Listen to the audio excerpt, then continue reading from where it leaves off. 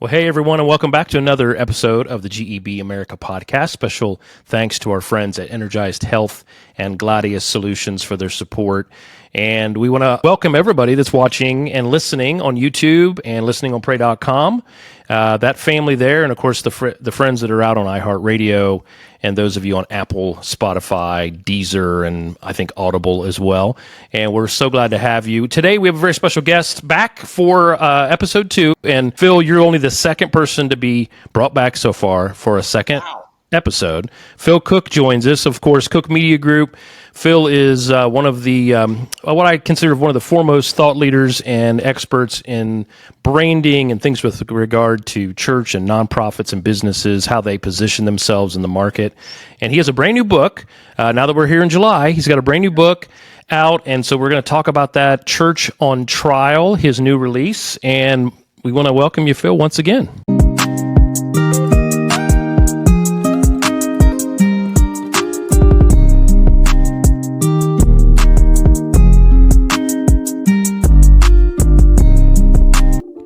The views and opinions expressed on this program are solely those of the speakers and not necessarily those of GEB America, Oral Roberts University, or their employees.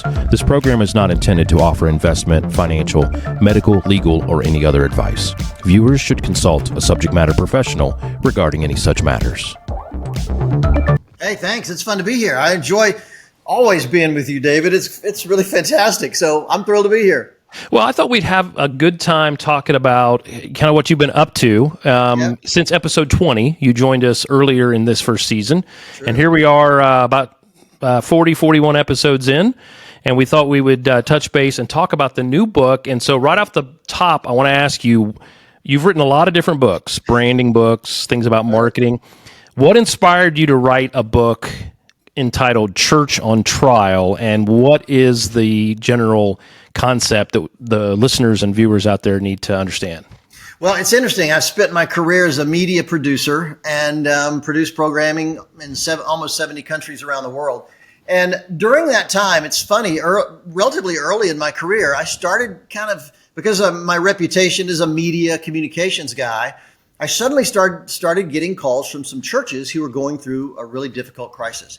And I wasn't the spiritual guy. They weren't looking at me to be the pastor that comes in and bridges the gap if the pastor's the problem, or the legal guy. I'm a big believer that an attorney needs to be your first call.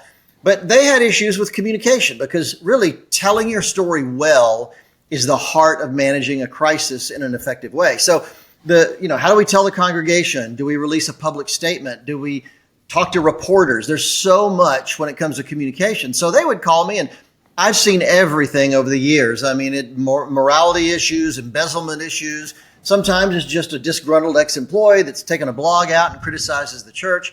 There's a million crisis issues that have come up. And so after doing it for so long with so many churches, I thought, maybe I should put all this into a book. Because here's the thing, David, churches are blindsided generally when this happens. It's interesting that they don't teach this stuff in seminary or Bible college.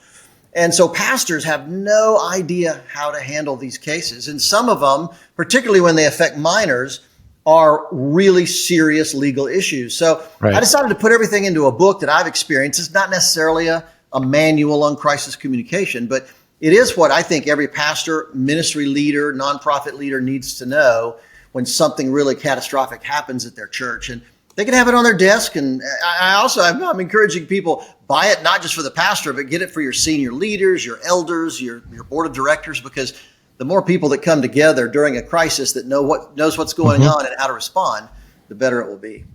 So what would you say are the things that can be done proactively to avoid a crisis, to just not even have, we'll talk in a minute about what do you do if you are in the middle of one.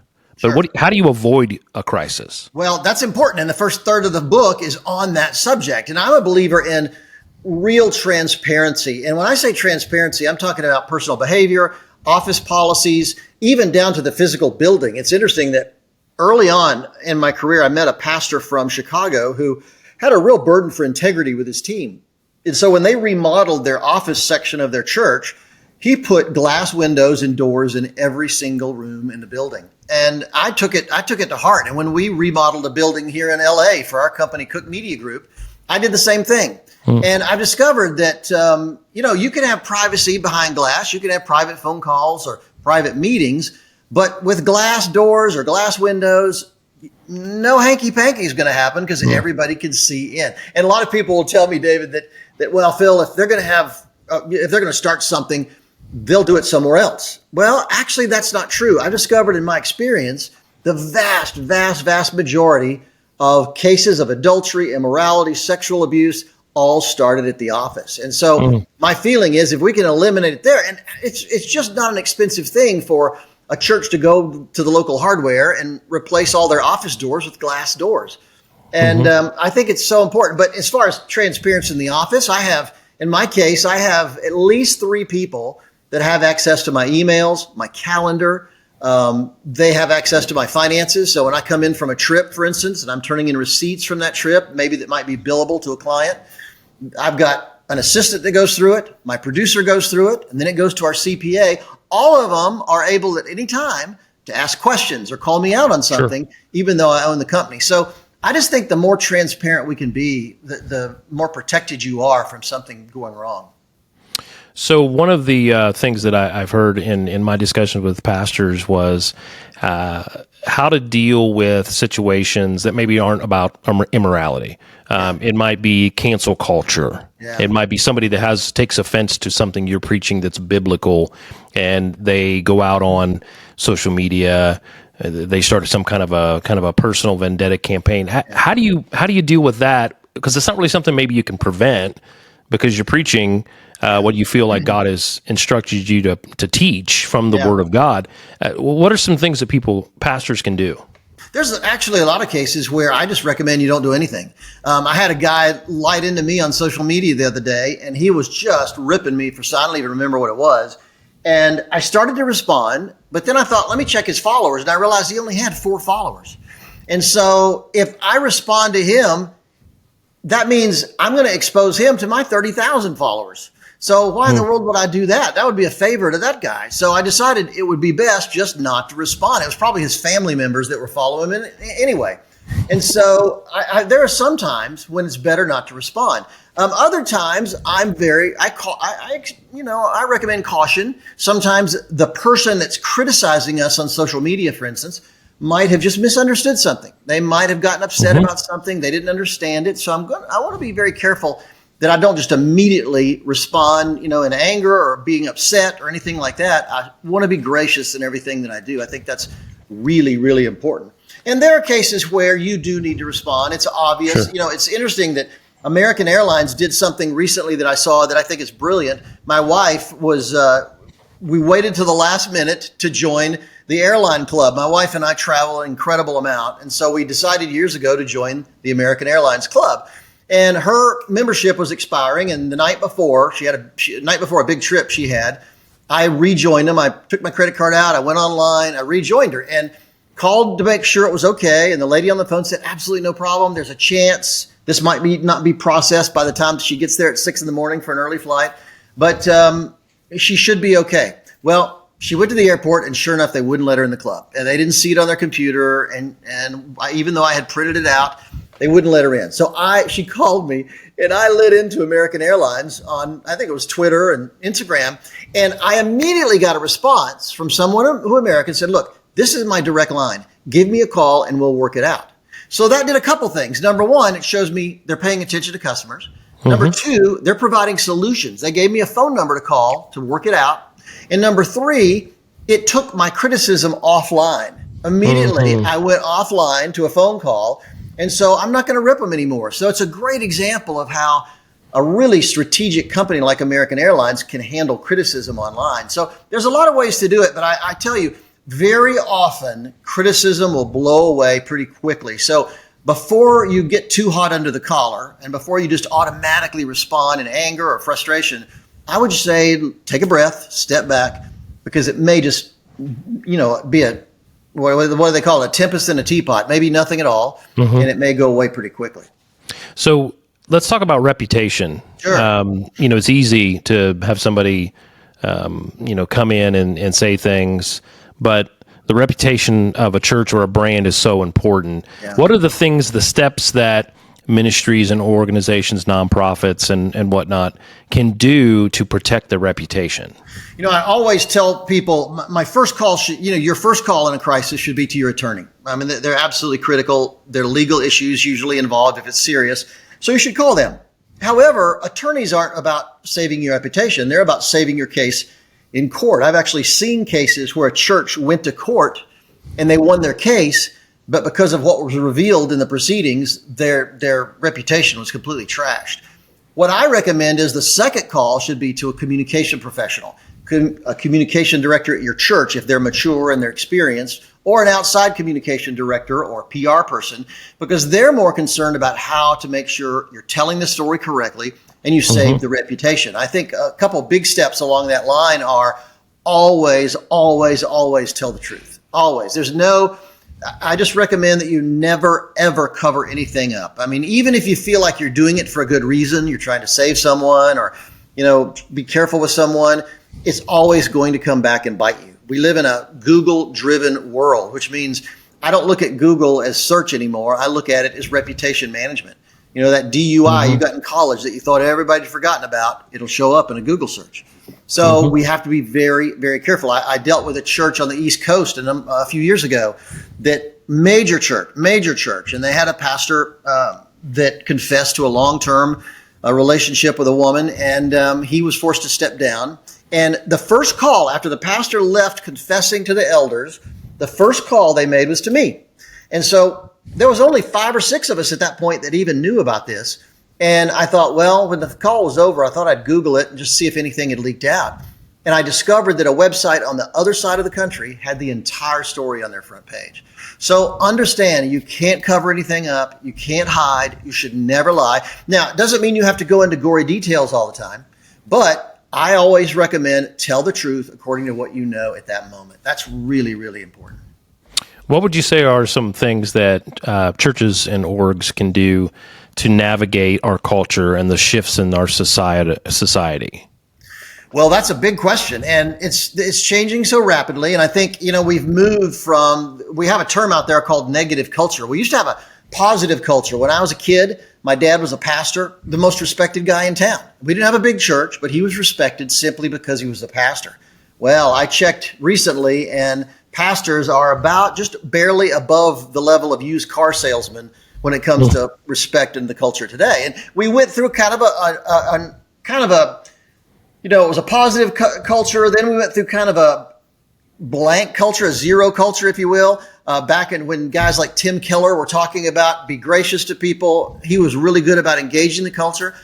I fear today we've moved into kind of a negative culture where there are people that are going to criticize us no matter what. No matter how gracious we can be, no matter what difference we can try to make in the community, there are going to be people that hate the church, hate what we're talking about, and they're always going to be some disgruntled ex-church member or ex-employee out there. So first of all, be aware of what's going on. I really recommend you have a diverse age range of people on your elder board or on your staff, because you want young people to be aware of things. I've seen things on my Instagram feed. I post a lot of church advertising that's just really terrible or inappropriate that nobody noticed.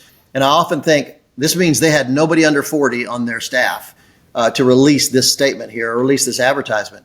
So have a diverse range of people on your staff. That'll help a lot. Be aware of what's going on and get really good advice from people. The world is changing so quickly. Who would have thought, the transsexual issue would be such a big issue in my lifetime? I would have never dreamed. And yet it's at the forefront of so much in places like LA, New York, Atlanta, Dallas. And so I just recommend that you be aware of what's going on and get the best advice you possibly can. Don't take chances. Before you speak out, before you get into the firing line, absolutely should know what you're talking about. Yeah, I had somebody tell me once, that was a really great PR person, that you should be measured in your response. Don't knee jerk. Don't feel like you've got it, because everything is such we live in a culture with the social media. It's who can get there first. And half the time the information is not correct. It's all about first to get the press, so to speak. Yeah. And they said, look, just be cautious and make sure you have a measured response before you run out there. That's a really good point. And let me extend that to say that very often the mistake a lot of pastors and leaders make is, say Pastor John has been accused of a sexual issue.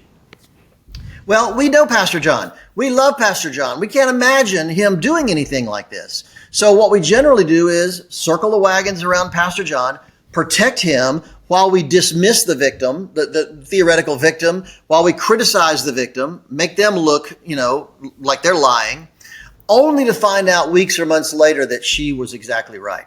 So I always recommend, even though you love Pastor John, even though the facts haven't come out yet, treat both sides seriously.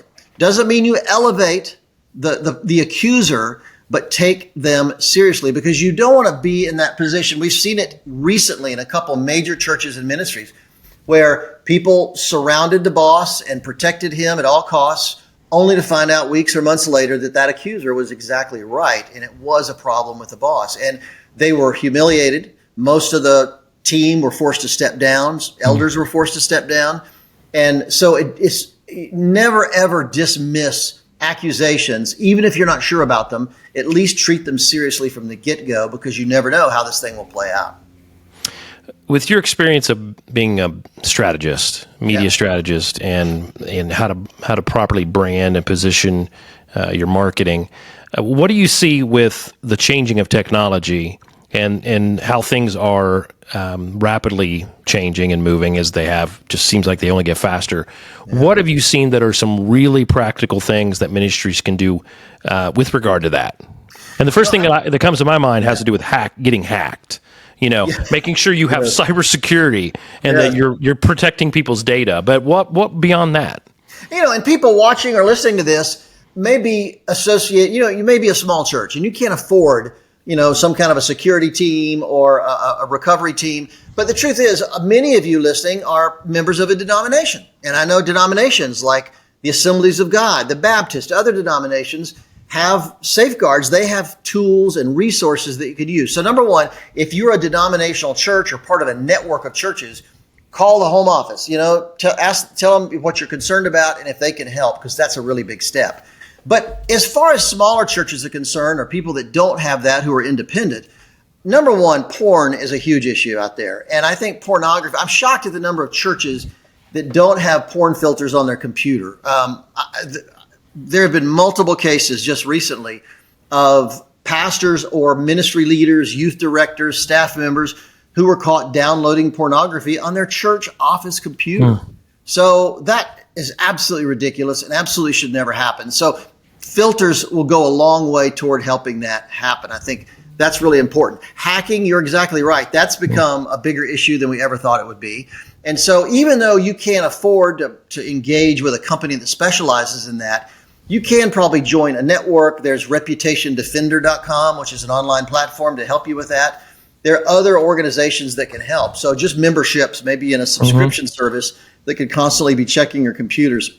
Those things are really, really important. I also advocate and suggest you have a meeting with your team, because we forget very often that with technology, your social media team, their social media platforms are theirs. They own them. They're their platforms. However, generally speaking, most people know they work for your church.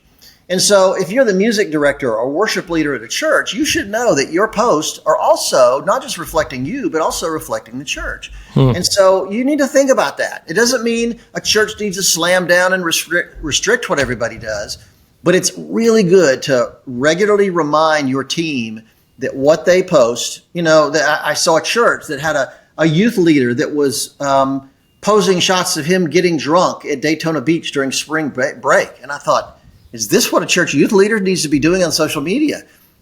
We got to be careful with what people are doing on social media. And, you can't control people's hearts and minds. You don't know what's going on in their life, but it's good to regularly remind them that those kind of things do matter. I think technology is probably the biggest issue here, because I know my dad, when he was a pastor back in the 50s, 60s, 70s, there was no social media. There was no online world. That was a huge thing he didn't have to worry about. Today, it's become just explosive. It was more about the newspaper, right? Yes, it was. Local newspaper not liking you or something. True. So was there anything that, as you researched for this book and you had your conversations, I know you've been doing this a really long time and you know a lot of ministry people and you've worked with a lot of ministries. Was there anything that surprised you, surprising insights that you uncovered about the state of the church today? I did find out one study indicates that 27% of people who leave the church for good leave because of a crisis at the church or how poorly the church handled the crisis. Wow. Which means one in four of people that leave. Now, they're not leaving to go to another church. They're turning their back on God altogether. They're walking just done. away from the church with a capital C.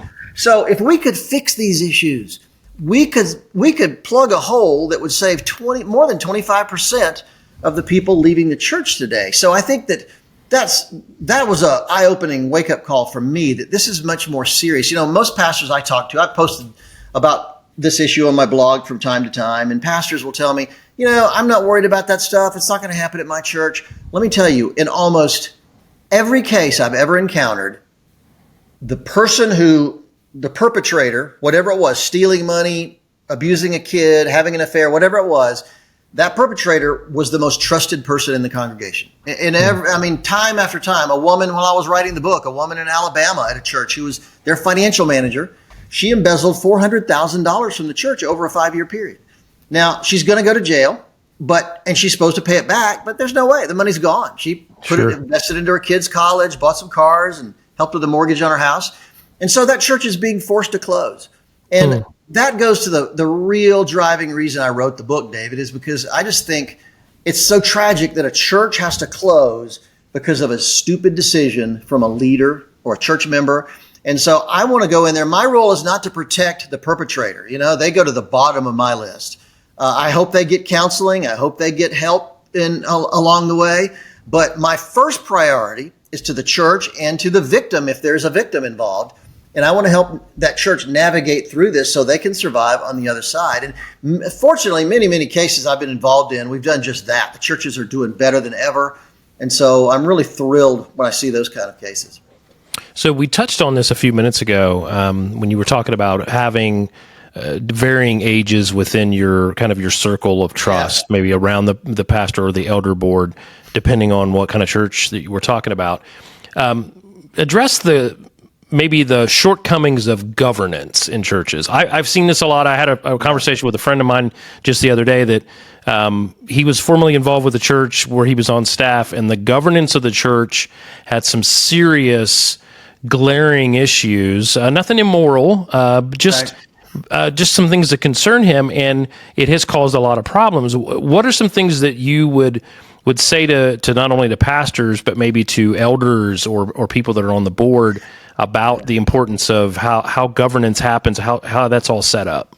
Good governance does not mean you don't trust the pastor. Good governance doesn't mean you don't trust the leaders.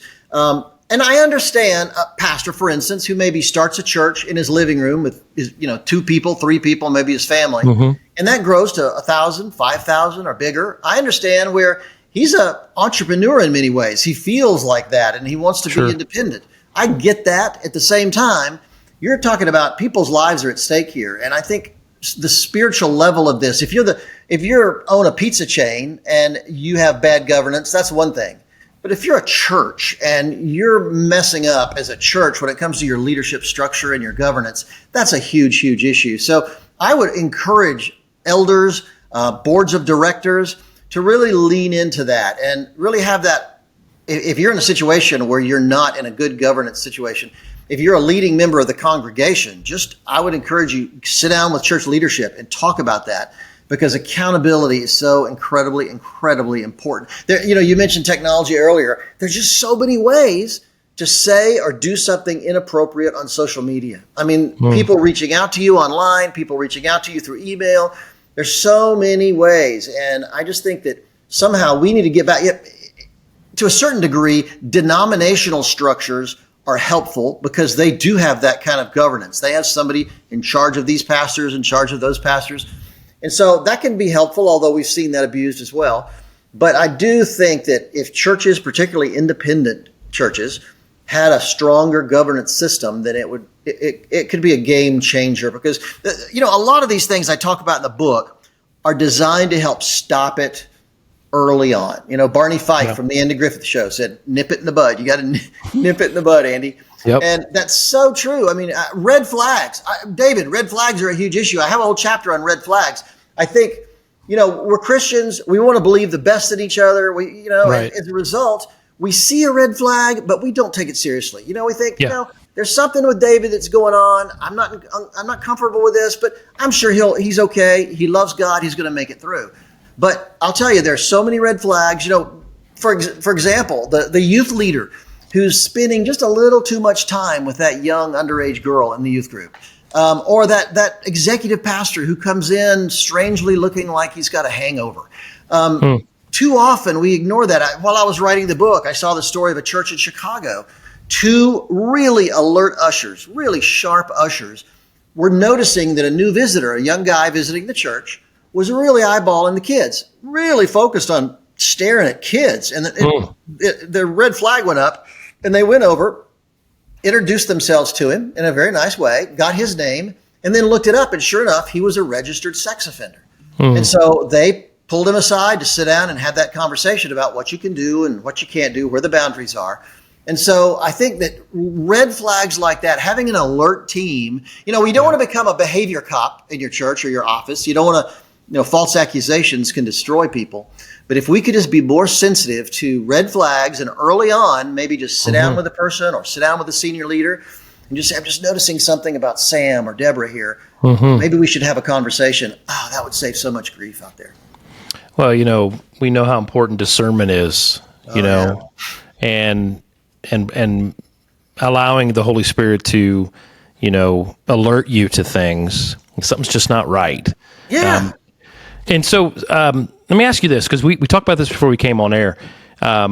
You talked about the things that there was a percentage. You talked about the 27% of the church, but you also talked about, because the headlines are normally grabbed by there being immorality, but there are actually a lot of other reasons that churches have crisis. What are some of those? Well, let me give you the top 5 reasons churches get lawsuits. They get sued. Number 1 is, sadly, sexual abuse of a minor. And by the way, while we're on that subject, let me say, reporting sexual abuse of a minor to the authorities is absolutely required. In all circumstances now. In the old days, the laws were murky.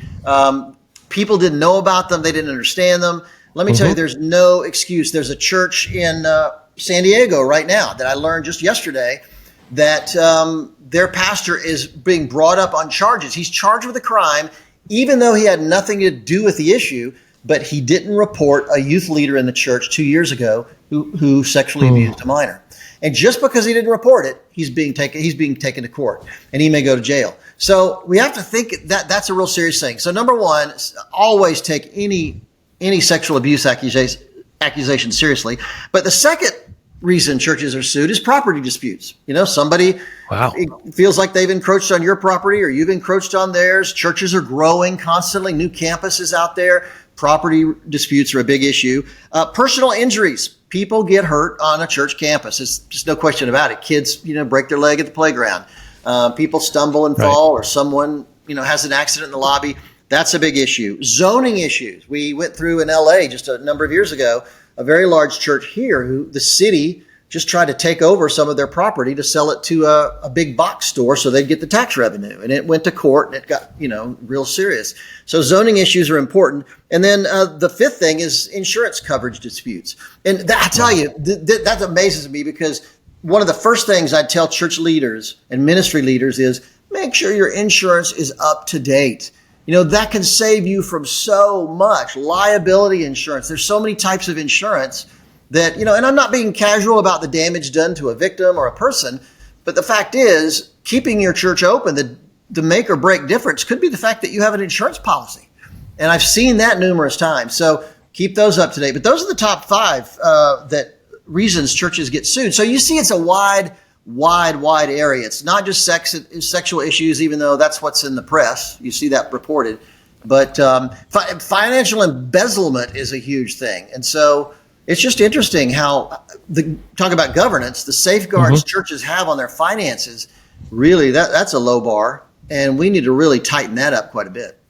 Well, and I think too is that you mentioned earlier, a pastor starts a church, small church with his family in a living room, and it grows. You get to a certain point where, if you're a small business growing to a larger business, you can't have people involved in handling the books and doing things that do not have the proper qualifications, education, or just general ability, because you wouldn't do that in a small business situation. Your register is going to come up short because they gave too much change back. Yes. So, it's kind of the same thing.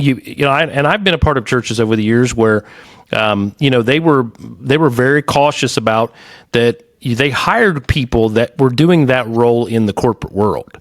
If you want a good CFO that can handle you want a CPA, and you need somebody that can, if they're a bookkeeper in the corporate world, then they're going to know how to do it for a church. You can't just have your aunt or your grandma doing it if that's not what her skill set was. Over the years, I've seen way too many church staff members that were loyal friends of the pastor or relatives, and I don't mind relatives being a part of the church staff. I think it's great when a leader can surround himself with members of the family.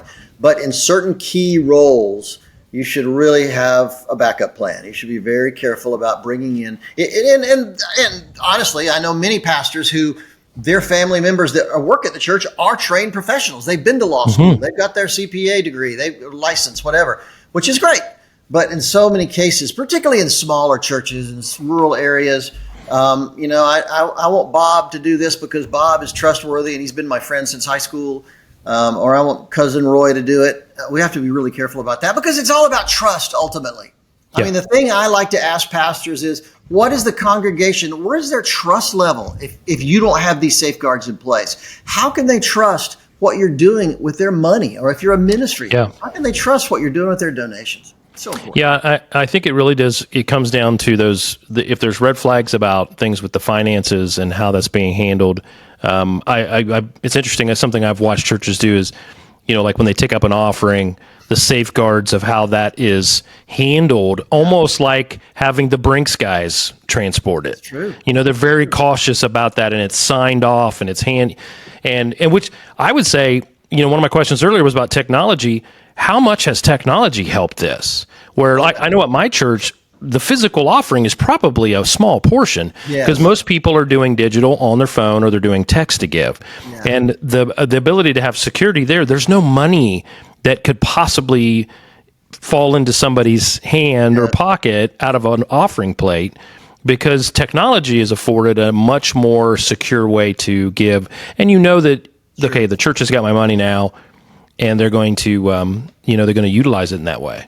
The other thing that pastors are really slow to understand is the importance of security. I've seen so many cases where they just got to volunteer with no training whatsoever to do security. And we've seen, the church shooting in Charleston a number of years ago, the church shooting in Nashville 2 years ago. We've seen so many situations where there's just some mentally unhealthy people out there and you just don't know what they're capable of. And so churches, pastors will push back and tell me, but I just don't want that. I don't want my church to feel like they're going through airport security. And, a truly professional security team is pretty much virtually invisible. They don't have to show up with guns and uniforms and badges.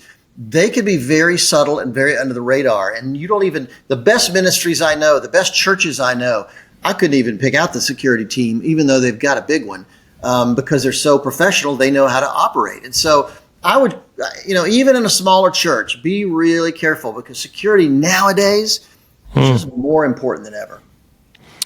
So as we get ready to wrap up here, what would you say? Okay, so most of our audience isn't a pastor. I mean, I don't know the number, but most are churchgoers and they listen to the podcast for the varying degrees of content and guests we have on. Sure. What would be your message to someone like me? I just go to church. Yeah. I'm not on staff at a church. What would you say to that average church-going person when it comes to the concept of, okay, there's all these church crises and scandals out there. What are some things, and you mentioned earlier about keeping an eye out in red flags, but what are some things that the average common churchgoer can do? Well, number one, I would say that buy this book for your pastor. Buy it for your executive pastor. Number one, get them the tools they need to do this, because this is a really great guidebook for them. I think that could, this Christmas, get them a gift to get for their birthday, whatever. But this would be an important thing to have in their arsenal if you're a regular church member. I think other things to think about are just take a look at different areas of the church, like the governance issue. Churches should not be afraid to share how they're set up with their church members. And don't be belligerent. Don't be a jerk. Don't confront, particularly when there's nothing going on yet. Don't confront anybody. But at the same time, sit down and say, I've been reading a lot about, I see these headlines all the time. What is our governance set up? How are we governed at our church? What is our elder board responsible for? And how do they guide the pastor and the church leaders?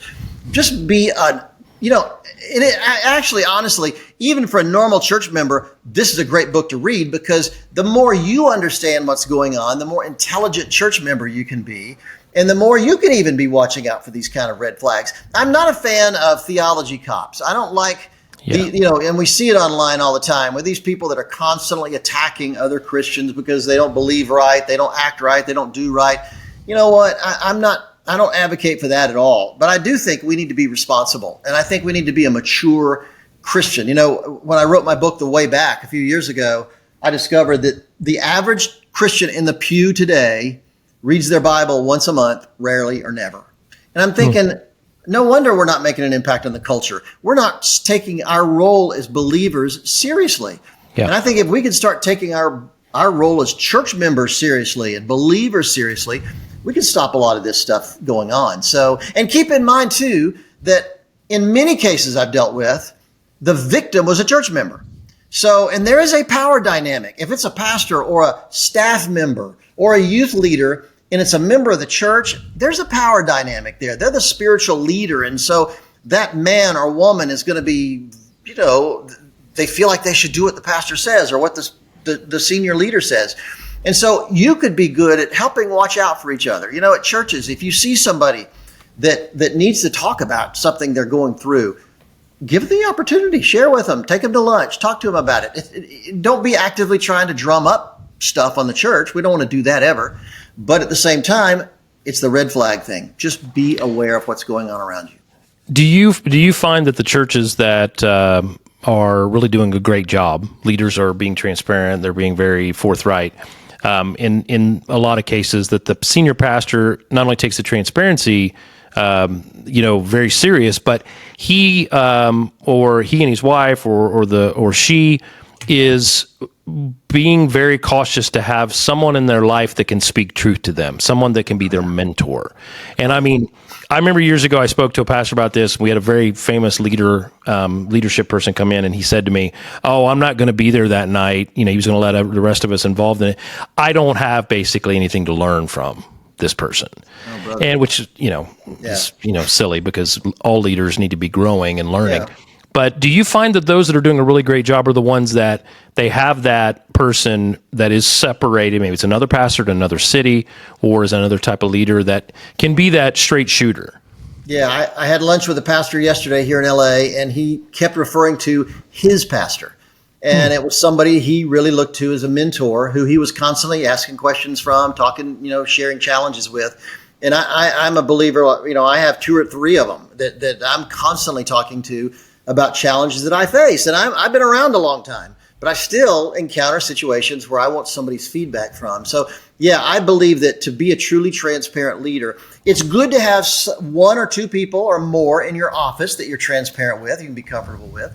But at the same time, I think you should have people on the outside as well that, you can't, a person who's making their paycheck from you can't be totally frank all the time. I mean, they're just, it's human nature. They're going to hold back a little bit. They're nervous about their job.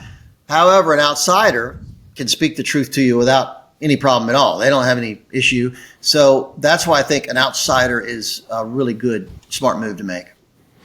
So the book is Church on Trial, and it's how to protect your congregation, mission, and reputation during a crisis. Phil, how can they get the book? How can I get the book and give it to my pastor? You can pre-order it on my blog at philcooke.com. I'm Cook with an E, by the way. You can pre-order it at philcooke.com. It goes live in July everywhere. So you can order it from Amazon, Barnes and Noble, your local bookstore, whatever.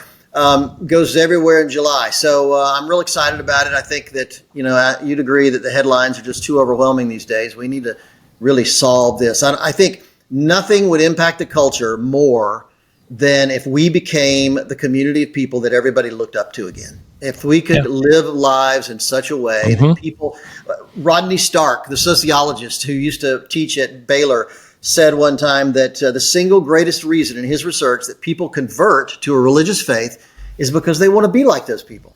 Well, when I read the headlines today, and if I was a non-believer, why would I want to be like the people those headlines are talking about?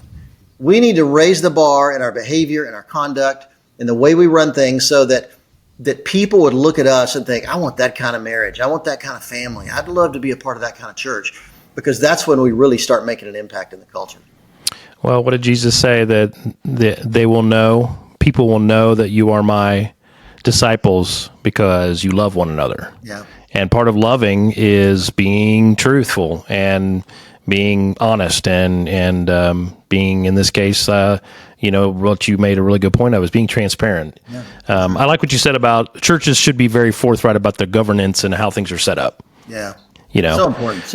And, along with the love thing, it wouldn't hurt if we got a little deeper fear of God. The old-fashioned fear of God. You know what? It's respect. It's honor. I've seen people leaders who failed that I'm convinced love God, but they just had forgotten about fearing God. And I think if we started living our lives and conducting our lives in a way that respected and feared and honored God, that could change a lot. So, I saw something that it literally made me laugh out loud. Back in June on X, formerly Twitter, they made likes private, where when you like something, no one else can see you've liked it. And somebody posted a picture, and it was a picture of a caricature of Jesus leaning into the frame, and it said, "I see your likes." And I was like, oh, it may be private, but God's watching and he knows. So for our listeners and our viewers, in the show notes on all the platforms, you'll see links there to ways to get the book and ways to connect with Phil. What are some ways that people can follow? I know you got the blog and the website. My hub is my blog, philcooke.com. You can also find me on Instagram. I have to apologize ahead of time for my Instagram, at Phil Cooke. I use that as my therapist. I tell people when I'm teaching on social media, I say disregard everything I say when it comes to my Instagram feed, because I just have fun with it. And it's kind of silly, so I'd invite people to come check it out. But probably Instagram, Twitter. I'm pretty active on Twitter. But my blog is where I'm writing about these issues constantly. And if you're really serious about your faith and how to engage, an often hostile culture today, I'd encourage you to go check out some of the posts that I'm doing on my blog. Well, and if you're a pastor or a media director of a church and you don't get Phil's email notices and those regular, and they're never really, really long. Everything you do is just really compact and a good point. Yeah. You need to be signed up for that so that you get that note every so often when he puts that out. And Phil, we want to thank you for coming on. I think that this has been an important discussion with regard to, helping churches and helping leaders and those of us that, we care to see that the gospel and the growth of the church happens. And we know there's an enemy out there and he's trying to thwart us. And so, you have to be, as the saying and the word says, is, you got to be harmless. Wise as a serpent, harmless as a dove. Yeah. And I think that sometimes, like you said, we forget to have that fear of God as well. Yeah, so true. Well, thank you very much. I appreciate being with you. We always have a good time, so thank you so much. Hey, everybody that's watching and listening, be sure that you follow, subscribe, and share. And for our friends on pray.com, be sure you're following our main page there. We have a number of video posts that we do each week. And of course, for everybody on all platforms, we drop a new episode each and every Tuesday. Until next time, I'm David Groves saying goodbye for now and have a great rest of your week.